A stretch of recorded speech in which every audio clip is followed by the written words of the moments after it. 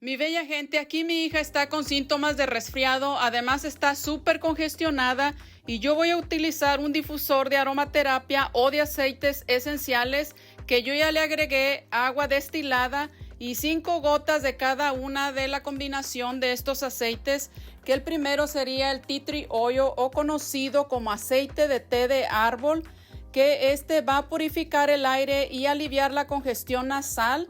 Y el siguiente sería el aceite de clavo, que ayuda en los problemas respiratorios en aromaterapia. Su olor ayuda a aliviar síntomas de tos, congestión y asma.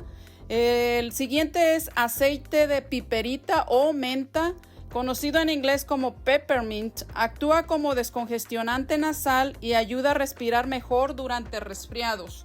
También el aceite de eucalipto sirve principalmente para problemas respiratorios, descongestiona, alivia la tos y alivia los dolores musculares que son causa de los resfriados y malestares de las vías respiratorias.